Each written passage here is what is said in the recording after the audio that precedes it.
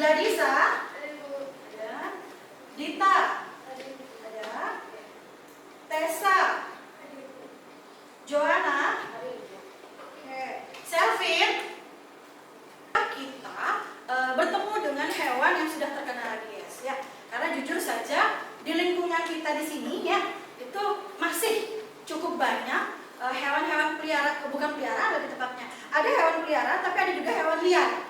Ya, maaf, ada anjing gitu yang tidak ada pemiliknya, yang sering berkeliaran. Nah, itu kita juga harus hati-hati ya. Jangan juga karena ngerasa itu ada binatang terus kita langsung menyakiti, kita lempar, kita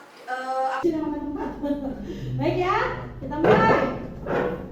Marilah menari di atas menara, marilah menari, marilah menari di atas marina. Bisa? Bisa ya? Oke, kali ini sungguh-sungguh ya, tadi masih simulasi. Oke, saya pertama mau bareng-bareng dulu atau mau per kelompok dulu biar seru?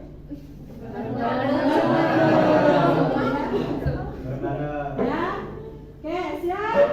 Kita mulai ya, 3, 2, mulai.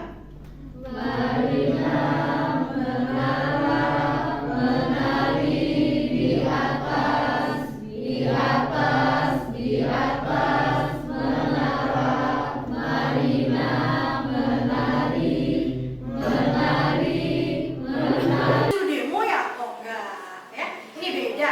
Di sini adalah mendemonstrasikan salah satu nilai kehidupan yang dipelajari dalam cerita pendek. Apa nanti IPK-nya? IPK-nya adalah membuat kerangka cerita pendek berdasarkan nilai-nilai kehidupan yang kemarin kita pelajari. Nah, masih ingat ya? Yang nilai-nilainya itu ada berapa? Ada 6. Satunya? Budaya, moral, agama, dan yang terakhir? Sosial. Hebat, kalian masih ingat ya dengan materi yang sudah kita lewati di pertemuan sebelumnya. Nah, ini tujuannya. Tujuan sebuah kejujuran ya. Tolong disimak ya, nanti ada pertanyaan di sini.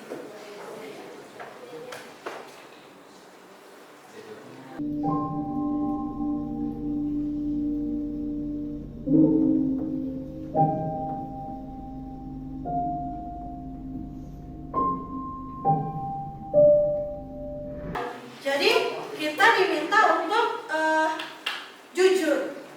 Betul kata Dimas tadi, jujur itu penting. Prosa yang berisi gagasan, pikiran, pengalaman yang diimajinasikan dan membentuk sebuah peristiwa dalam satu peristiwa puncak.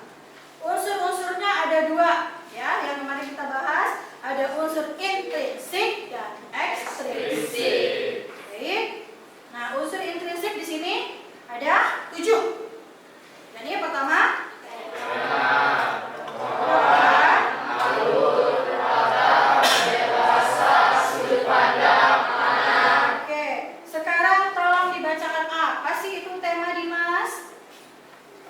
tema merupakan ide atau gagasan dasar yang melatar belakangi keseluruhan cerita yang ada dari cerpen. Tema memiliki sifat umum dan general yang dapat diambil dari lingkungan sekitar, permasalahan yang ada di masyarakat, kisah pribadi pengarang sendiri, pendidikan, sejarah, perjuangan, romansa, persahabatan, serta lain-lain.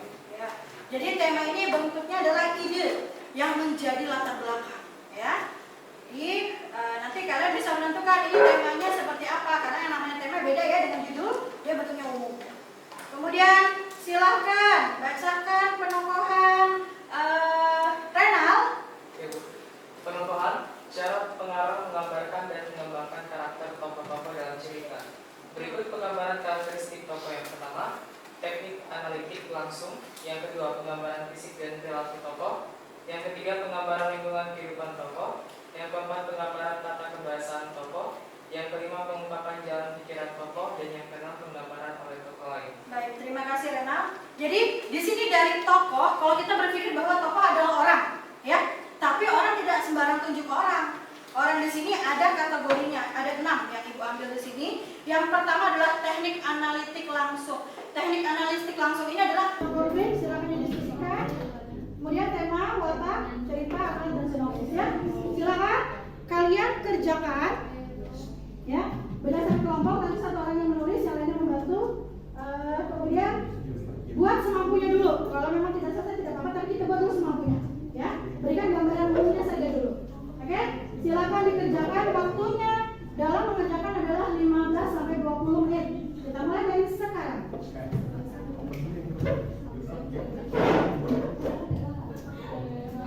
Nanti kalau tidak paham boleh bertanya ya.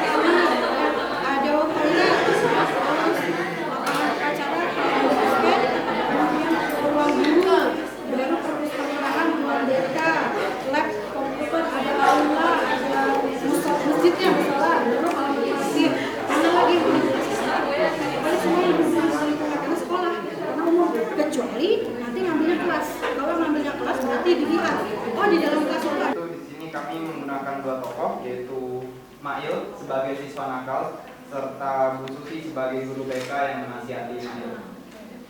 Yang keenam, perancangan konflik dan alur. Konfliknya itu adalah saat Mail mendapat masalah dan dipanggil oleh Ibu Susi lalu dinasehati. Dan untuk alurnya itu adalah alur maju.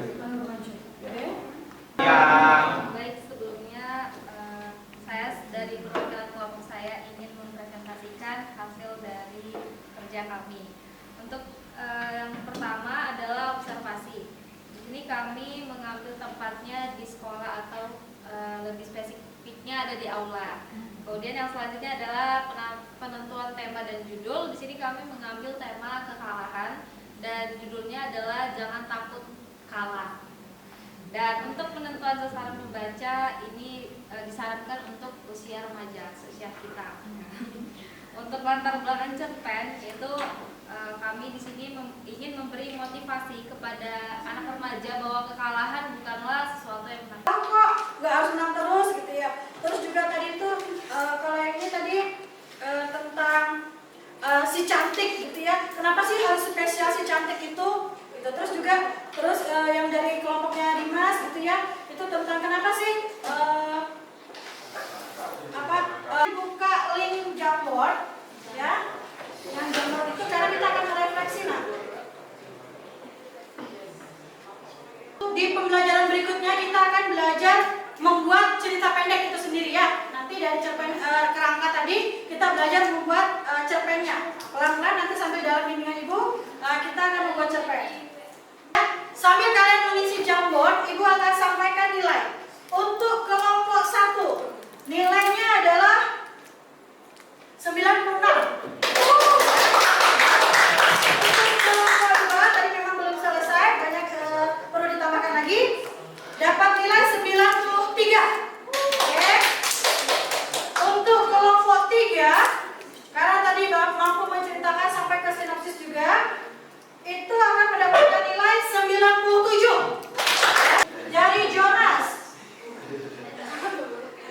saya menjadi lebih mengerti tentang cerpen. Baik, Jonas. Dari Kesia, menulis cerpen ternyata menyenangkan. Nah, iya dong. Berarti sama Bu Yani ya. Atila, membuat cerpen ternyata menyenangkan. Dari materi ini saya bisa memahami betapa serunya membuat karya cerpen. Iya, betul sekali Atila. Ibu sangat bersyukur ya, kalian hebat semua. Semua sudah mampu dalam membuat karya ya. Sudah mampu dalam membuat karya dalam bentuk kerangka. Nanti di pertemuan berikutnya kita lanjut di membuat cerpen itu sendiri. Baik, Ibu rasa sudah cukup pembelajaran kita hari ini. Sepertinya waktunya nggak cukup ya. Kita mau lagi, tapi kan kita harus bertukar waktu dengan pelajaran lain ya. Itu saja dari Ibu akhiri. Terima kasih. Tetap jaga kesehatan ya. Terus belajar dan jangan lupa berdoa. Ibu akhiri, boleh dibantu pimpin satu orang untuk doa penutup? Baik, teman-teman, seluruhnya duduk siap. Sebelum mengakhiri pembelajaran kita pada siang hari ini, marilah kita berdoa sesuai kepercayaan dan keyakinan masing-masing. Berdoa dimulai.